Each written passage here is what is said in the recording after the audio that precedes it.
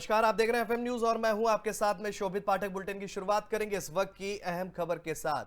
अब खबर उन्नाव से है। यहां पर डॉक्टर भीमराव अंबेडकर की जयंती कार्यक्रम में शिरकत करने पहुंची केंद्रीय मंत्री कौशल किशोर ने मीडिया से बातचीत के दौरान अखिलेश के असद एनकाउंटर को फेक बताने और उस पर सवाल उठाने को लेकर करारा जवाब दिया है। उन्होंने कहा है कि उमेश पाल की हत्या पर अखिलेश यादव का बयान क्यों नहीं आया, वो भी किसी का बेटा था। अखिलेश यादव के असद के फेक एनकाउंटर वाले बयान पर केंद्रीय मंत्री कौशल किशोर ने कहा कि अखिलेश जी वहां मौजूद थे। क्या एनकाउंटर का मतलब होता है मुठभेड़, दोनों तरफ से आक्रमण? अखिलेश जी उस समय नहीं बोले जब असद ने राजू पाल की हत्या की थी। वह भी किसी मां का ही बेटा था, किसी पत्नी का सुहाग था, किसी बच्चों का पिता था और खुलेआम हत्या कर दी गई। उसका विरोध अखिलेश जी ने या उनकी पार्टी ने क्यों नहीं किया? आज मुठभेड़ में कोई हत्यारोपी मारा गया तो सुशासन खतरे में है, ऐसा कहना बिल्कुल गलत है।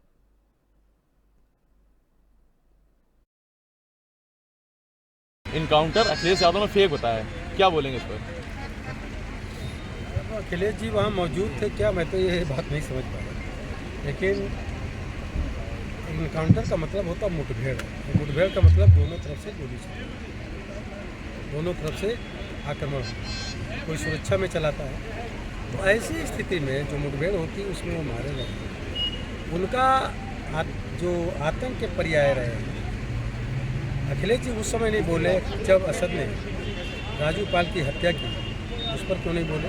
ये भी किसी माँ का बेटा था, किसी की पत्नी का सुहाग था और किसी के बच्चों का बाप था। खुलेआम बम बरसा करके हत्या करना, उसका विरोध अखिलेश जी ने क्यों नहीं किया? उसका विरोध दूसरे विपक्ष ने क्यों करने का काम नहीं किया? आज इनकाउंटर में, मुठभेड़ में अगर कोई हत्या करने वाला व्यक्ति मारा गया तो आदरणीय योगी आदित्यनाथ जी ने सुशासन, कानून का राज उत्तर प्रदेश में कायम किया है। आज लोगों का डर खत्म हो रहा है, अपराधियों के अंदर डर पैदा हो रहा है। जो लोग ये विरोध कर रहे हैं, उनके सांसद रहे हैं सभा के, बसपा के भी सांसद रहे हैं।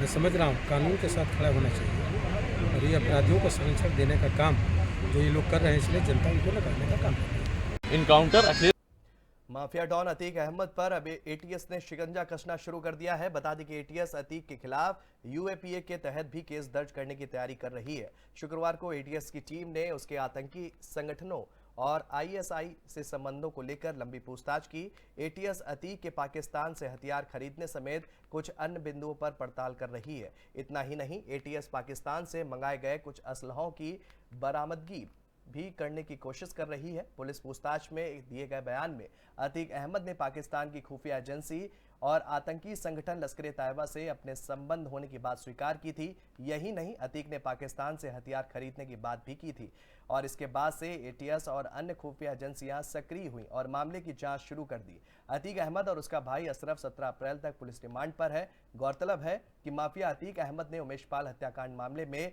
विवेचक को दिए बयान में पाकिस्तानी खुफिया एजेंसी, आईएसआई और आतंकी संगठन लश्कर-ए-तैयबा से संबंध होने की बात कबूली थी। अतीक ने बुधवार को विवेचक को दिए बयान में कहा कि मेरे पास हथियारों की कोई कमी नहीं है क्योंकि मेरे सीधे संबंध पाकिस्तानी एजेंसी, आईएसआई और आतंकी संगठन लश्कर-ए-तैयबा से हैं।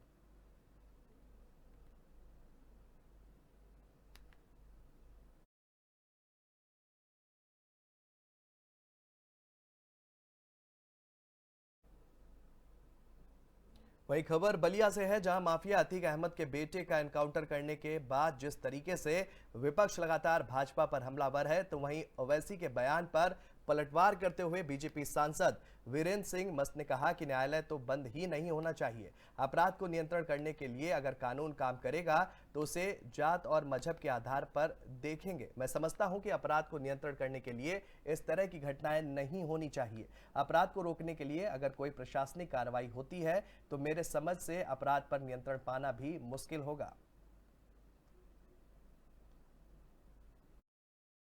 न्यायालय को बंद करने के कहने से वैसे न्यायालय तो बंद हो ही नहीं जाएगा। दूसरी बात है,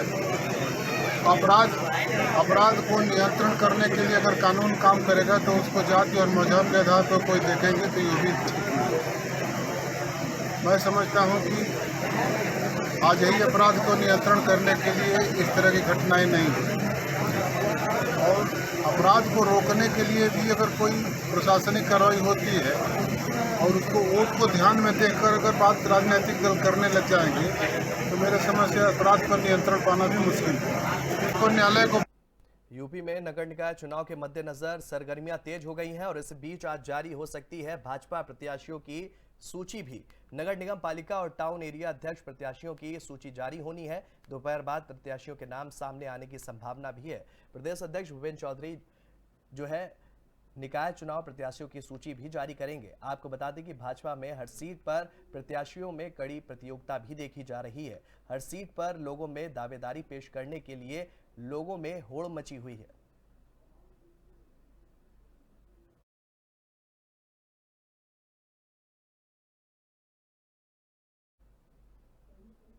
अतीक के बेटे असद को पुलिस की कड़ी सुरक्षा व्यवस्था के बीच कसारी मसारी कब्रिस्तान में दफना दिया गया है। असद के सुपुर्दे खाक में पुलिस ने असद के 35 करीबी रिश्तेदारों को शामिल होने दिया, जिसमें नाना और मौसा भी शामिल है। असद की मां शाइस्ता परवीन भी उसे देखने नहीं पहुंच पाई और अतीक ने भी असद के जनाजे में शामिल होने के लिए कोर्ट में याचिका लगाई थी और उस पर आज ही सुनवाई होनी थी। बता दें कि अतीक के बेटे असद अहमद और शूटर गुलाम के शव को सुपुर्दे खाक कर दिया गया है। असद का शव प्रयागराज के कसारी और मसारी कब्रिस्तान में सुपुर्दे खाक किया गया। वहीं महंदौरी स्थित कब्रिस्तान में शूटर गुलाम हसन को दफनाया गया है।